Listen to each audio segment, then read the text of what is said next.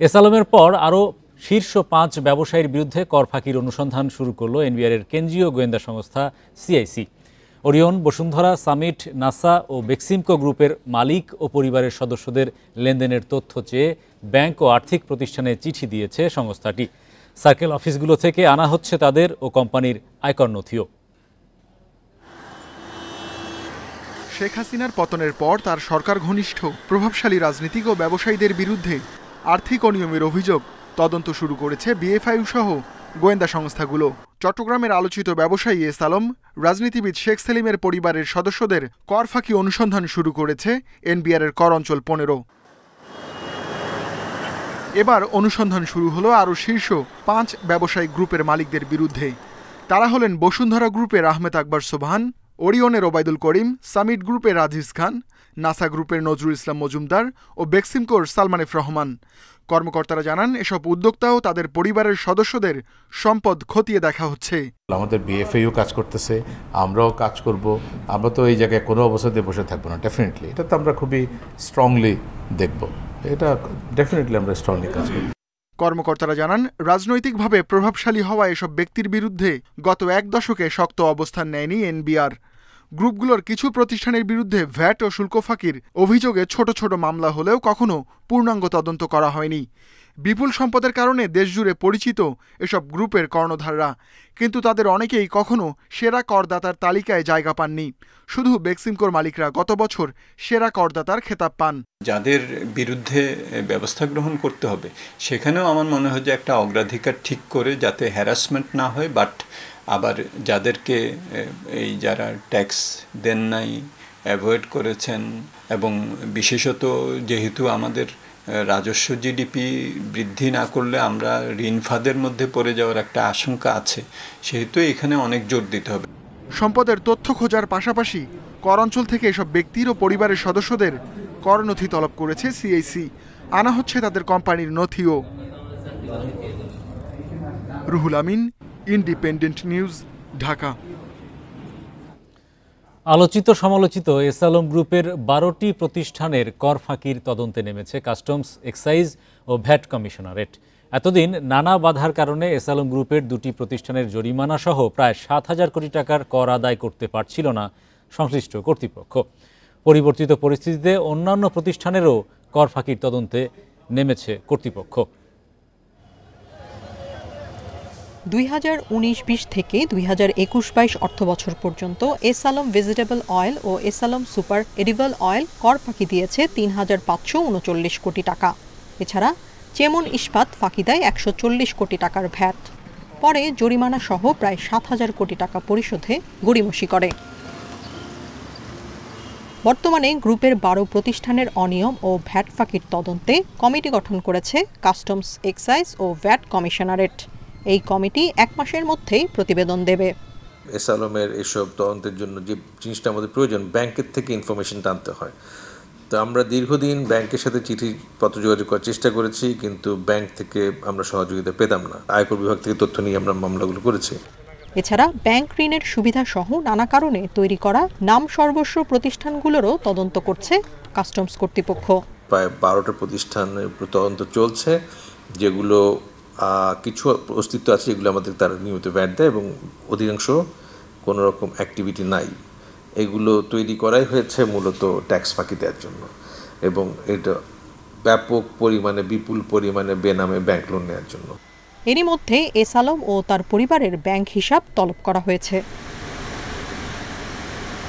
Independent news. রূপালী ব্যাংকের সাবেক ব্যবস্থাপনা পরিচালক ওবায়দ উল্লাহ আল মাসুদকে চেয়ারম্যান করে ইসলামী ব্যাংকের 5 সদস্যের নতুন পরিচালনা পর্ষদ গঠন করা হয়েছে। বৃহস্পতিবার বাংলাদেশ ব্যাংকের governor doctor Ahsan H Mansur নতুন পর্ষদের অনুমোদন দেন। ইসলামী ব্যাংকের স্বতন্ত্র পরিচালকরা হলেন পর্ষদের চেয়ারম্যান মোহাম্মদ ওবায়দুল্লাহ আল মাসুদ, বাংলাদেশ ব্যাংকের সাবেক নির্বাহী পরিচালক খুরশিদ ওহাব, আল আরাফা ব্যাংকের সাবেক উপব্যবস্থাপনা পরিচালক আব্দুল জলিল, ঢাকা বিশ্ববিদ্যালয়ের ব্যাংকিং বিভাগের অধ্যাপক এম মাসুদ রহমান এবং চার্টার্ড অ্যাকাউন্টস আব্দুস সালাম। গতকাল সংবাদ সম্মেলনে ইসলামী ব্যাংকের আগের পরিচালনা পর্ষদ ভেঙে দেওয়ার ঘোষণা দেন গভর্নর।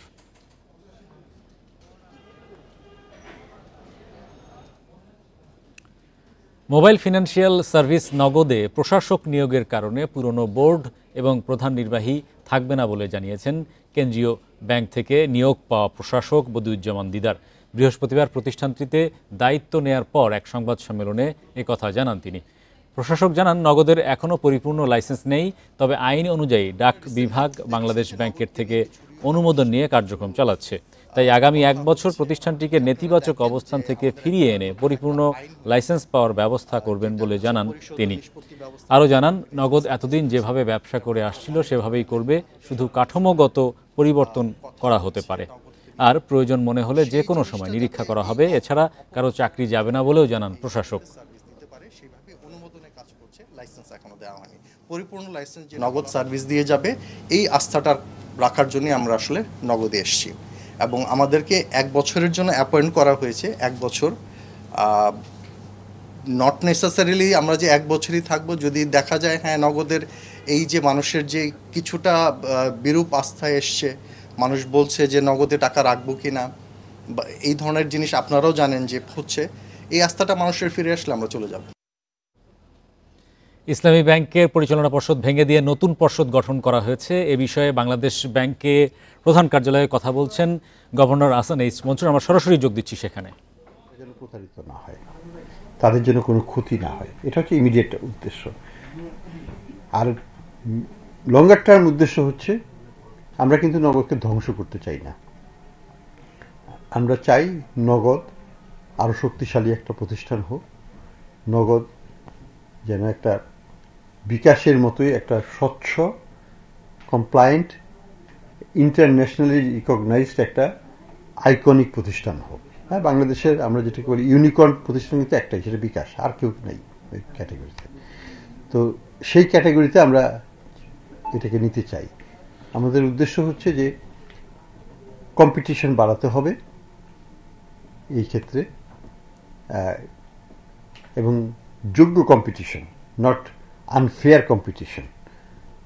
নগদকে কিছু না, অনেক ফেভারেবল টার্মস দেওয়া হয়েছিল, যেমন সরকারের সব ট্রান্সফার গভর্নমেন্ট নগদের থ্রুতে দিত। এটা কিন্তু একটা মার্কেট বেস সিদ্ধান্ত না, এটা শুধু পক্ষপাতিত্ব ভিত্তিক সিদ্ধান্ত ছিল। আমরা চাই যে এটা এই ধরনের পক্ষপাতিত্ব, যে ধরনের ইন্টারভেনশন হয়েছিল সেগুলো যেন না হয়, কোনো পার্টিকুলার গ্রুপকে যেন ফেভার করা না হয়, সবাইকেই সমানভাবে, যেটাকে আমরা বলি ইভেন প্লেইং ফিল্ড, সমান্তরাল মাঠেই খেলা হবে, তারা খেলবে, সেটা একটা প্রচেষ্টা থাকবে আমাদের। তো এখন প্রাথমিকভাবে নগদের এটা হস্তান্তর করা হলো। সেকেন্ড ফেজে যেটা হবে, আমাদের সেকেন্ড ফেজটা হচ্ছে যে এটাকে সব কার্যক্রম যেভাবে চলছে সেভাবেই চলবে, কোনো ব্যত্যয় হবে না। যে ধরনের তাদেরকে বলা হয়েছে কাস্টমার সাপোর্টকে যে ইনসেন্টিভ, যে এটা দেওয়া হবে, ডিসকাউন্ট দেওয়া হবে, সব যেভাবে আছে সব সেইভাবেই থাকবে, কোনো পরিবর্তন ইমিডিয়েটলি হবে না। এটা একটা মেসেজ দিতে চাচ্ছি। 2 নম্বর মেসেজ হচ্ছে যে আগামীতে আমরা চাইব নগদকে আরো বৃহত্তর পরিসরে, আরো বড় আকারে একটা ভালো প্রতিষ্ঠান হিসাবে, যোগ্য প্রতিষ্ঠান হিসাবে, যেটা বিকাশের মতোই স্বনামধন্য একটা প্রতিষ্ঠান হিসাবে সুপ্রতিষ্ঠিত হতে পারে, যেখানে বিদেশিরা বিনিয়োগ করবে, যেখান থেকে আমরা টেকনোলজিক্যাল সাপোর্টও নিতে পারবো, আমরা এটা নিয়ে গর্ববোধ করব, সেই জায়গাটা আমরা নগদকে নিয়ে যেতে চাই। তো আমার এই ব্যাপারে কথা হয়েছে উচ্চ পর্যায়ে, এবং সরকারের ইচ্ছা হচ্ছে, ইনক্লুডিং প্রফেসর ইউনূস সাহেবের ইচ্ছা হচ্ছে যে এটাকে আন্তর্জাতিক মানসম্পন্ন একটা প্রতিষ্ঠানে পরিণত করা, এবং গ্রাহক সেবা বেশি হবে। আমরা চাই কম্পিটিশন হোক, যত বেশি কম্পিটিশন হবে তত ভোক্তাদের জন্য ভালো। আমরা চাই গণশুনানি ছাড়া বিদ্যুৎ ও জ্বালানির দাম নির্ধারণ করবে না সরকার। এ বিষয়ে বাংলাদেশ এনার্জি রেগুলেটরি কমিশন সংশোধিত অধ্যাদেশ 2024-এর খসড়ার নীতিগত ও চূড়ান্ত অনুমোদন দেওয়া হয়েছে। বৃহস্পতিবার জ্বালানি ও খনিজ সম্পদ বিভাগের এক সংবাদ বিজ্ঞপ্তিতে এসব তথ্য জানানো হয়। এর আগে গত রোববার জ্বালানির দাম সমন্বয় করতে এনার্জি রেগুলেটরি কমিশনে পাঠানোর কথা জানিয়েছিলেন বিদ্যুৎ, জ্বালানি ও খনিজ সম্পদ উপদেষ্টা মোহাম্মদ ফাউজুল কবির খান। সে সময় তিনি জানান, পরিস্থিতি জটিল না হলে দাম বাড়ানো হবে না। এর আগে শেখ হাসিনা সরকারের নির্বাহী আদেশে 2023 সালের জানুয়ারিতে বিদ্যুতের দাম বাড়াতে গণশুনানি কার্যক্রম স্থগিত করে এনার্জি রেগুলেটরি কমিশন। সম্প্রতি বাড়তি বিদ্যুৎ বিলের অভিযোগ বেড়েছে গ্রাহকদের। তারা বিদ্যুৎ বিতরণকারী প্রতিষ্ঠানের সুবিচার পাচ্ছেন না, যদিও প্রতিষ্ঠানগুলো অযৌক্তিক বিলের অভিযোগ নাকচ করে বলছে গরমে বিদ্যুতের ব্যবহারের সঙ্গে খরচও বাড়ে। বিশেষজ্ঞদের মতে মন্ত্রণালয়কে গ্রাহকদের অভিযোগ পর্যবেক্ষণে বিশেষ কমিটি গঠনের পাশাপাশি বিইআরসিকে সক্রিয় করতে হবে।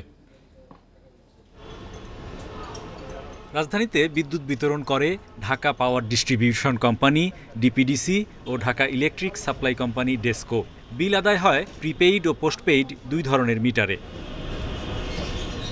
খিলগাঁওয়ের এক বাসিন্দার মে মাসে বিল আসে 2006 টাকা, পরের মাসে 5391 টাকা। মোহাম্মদপুরের আরেক গ্রাহকের বাসায় জুলাই মাসে শীতাতপ যন্ত্র বিকল ছিল, কিন্তু বিল আগের মাসের চেয়ে প্রায় 500 টাকা বেশি। ইচ্ছেমতো বিদ্যুৎ বিল আদায়ের এমন অভিযোগ অহরহ। মে মাসে বিদ্যুৎ বিল এসেছিল 2200 টাকা, বাট পরবর্তী মাস আবার যখন জুনে আমার বিল আসলো, আমি দেখলাম আমার বিল হচ্ছে 5600 টাকা। উপযুক্ত কোনো ব্যাখ্যাও তারা আমাদেরকে দিতে পারে না যে এই কারণে বিদ্যুৎ বিলটা বাড়ছে। আমরা নিজেরাও বুঝতে পারি না কেন বাড়তেছে। হয়তোবা তারা বলতেছে আরেকজনের, অন্যদের কথা মতে যে অন্য কারো লোড হয়তো আমার এখানে চাপিয়ে দিচ্ছে কিনা। গ্রাহক অভিযোগের বিপরীতে বিতরণকারী প্রতিষ্ঠানগুলো বলছে আবাসিক বিদ্যুতে 6টি স্ল্যাবে বিল আদায় হয়। মার্চ থেকে সেপ্টেম্বর 7 মাস গরমে বাড়ে বিদ্যুতের ব্যবহার। গ্রাহকের এই যে ব্যবহার বৃদ্ধি পাইছে। আরেকটা হলো যে আমাদের যে স্ল্যাবে, এই যে উপরের দিকে স্ল্যাবে যত যাচ্ছে ততই এটা ইউনিট রেটটা বাইরে যাচ্ছে। কেউ কি ধরতে পারি যে সে ভুল রিডিং দিয়েছে, তাহলে কিন্তু সে তাৎক্ষণিক পানিশমেন্টের আওতায় আসে। এরপরেও আমাদের যে সফটওয়্যার আছে, বিলিং সফটওয়্যার, এটা যদি অতিরিক্ত রিডিং হয়, 1.5 গুণ বিল হয়ে গেল, তাহলে কিন্তু বিলটা প্রিন্ট হবে না।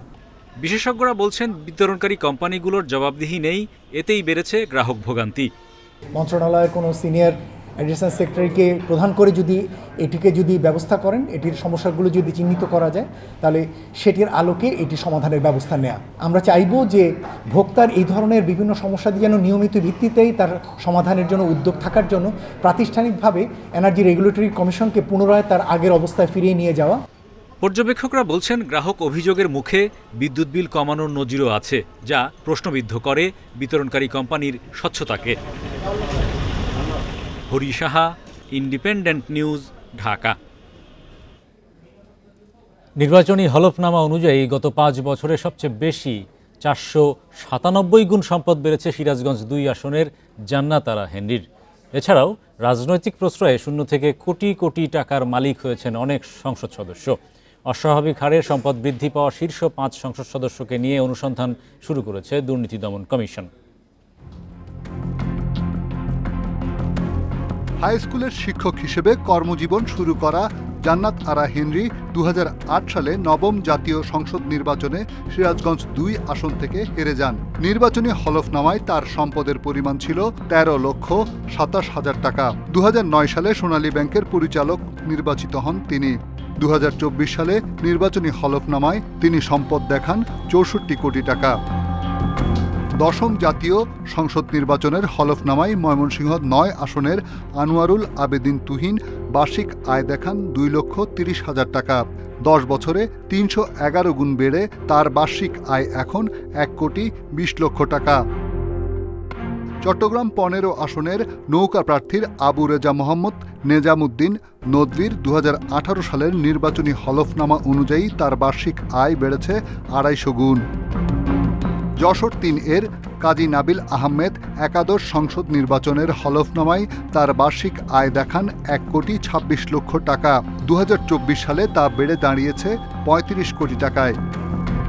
সাবেক প্রধানমন্ত্রী শেখ হাসিনার আত্মীয় নূরে আলম চৌধুরী মাদারীপুর 1 আসন থেকে 7 বার নির্বাচিত হন।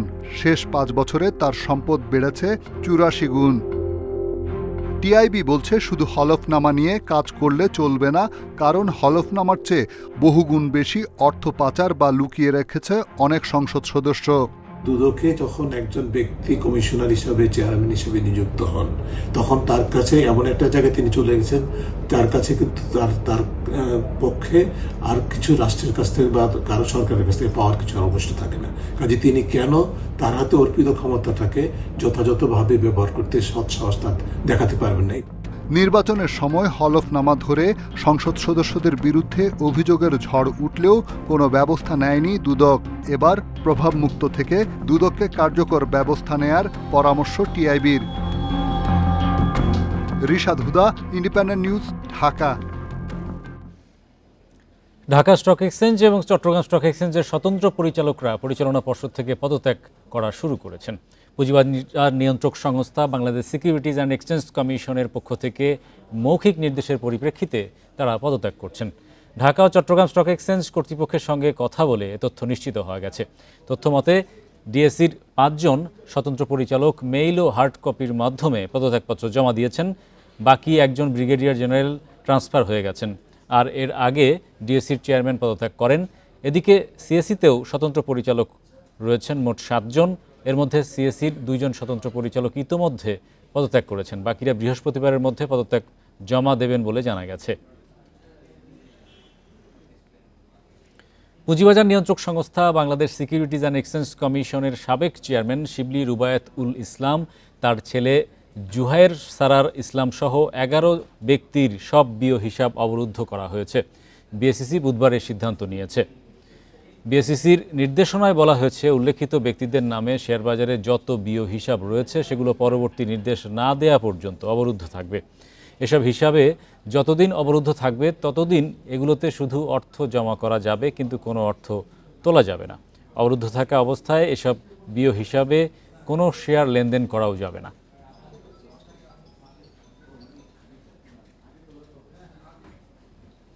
সপ্তাহের শেষ কার্যদিবসে সূচক ও লেনদেন বেড়েছে দেশের 2 শেয়ার বাজারেই। এ সময় ঢাকা স্টক এক্সচেঞ্জের প্রধান সূচক বাড়ে 92.95 পয়েন্ট। এদিকে ঢাকার শেয়ার বাজারে লেনদেনও বেড়েছে প্রায় 250 কোটি টাকা। বৃহস্পতিবার লেনদেনের শুরুতেই পড়তে থাকে ঢাকা স্টকের সূচক। প্রথম 30 মিনিটে প্রধান সূচক কমে 48 পয়েন্ট। এরপর বেলা বাড়ার সঙ্গে সঙ্গে ডিএসইএক্স এর প্রধান সূচক 92.95 পয়েন্ট বেড়ে অবস্থান করে 5699 পয়েন্টে। ডিএসইতে লেনদেন হয় 778 কোটি 55 লাখ টাকার শেয়ার। আগের দিনের চেয়ে লেনদেন বেড়েছে প্রায় 242 কোটি টাকা। হাত বোতলে অংশে নেওয়া 394টি কোম্পানি ও মিউচুয়াল ফান্ডের মধ্যে দর বেড়েছে প্রায় 151টির, কমেছে 210টির এবং অপরিবর্তিত রয়েছে 33টির প্রতিষ্ঠানের শেয়ার দর। সবচেয়ে বেশি লেনদেন হওয়া প্রতিষ্ঠানের তালিকায় প্রথম অবস্থানে আছে গ্রামীণ ফোন, দ্বিতীয় ব্র্যাক ব্যাংক এবং তৃতীয় অবস্থানে আছে অলিম্পিক ইন্ডাস্ট্রিজ। শতাংশের দিক থেকে দর বৃদ্ধির তালিকায় প্রথম অবস্থানে আছে এসইবিএল, দ্বিতীয় ইসলামী ব্যাংক এবং তৃতীয় অবস্থানে আছে অলিম্পিক ইন্ডাস্ট্রিজ। অন্যদিকে চট্টগ্রাম স্টক এক্সচেঞ্জের সার্বিক সূচক 175 পয়েন্ট বেড়ে অবস্থান করছে 16,378 পয়েন্টে। লেনদেন হয় 13 কোটি 22 লাখ টাকার share. Amirul Islam, independent News, Dhaka. এই ছিল আজকের অর্থনীতি সারাদিনে। ইন্ডিপেন্ডেন্ট টেলিভিশনের সব খবর জানতে চোখ রাখুন ফেসবুক, ইউটিউব এবং এক্সে। আমন্ত্রণ আমাদের পরের আয়োজনে।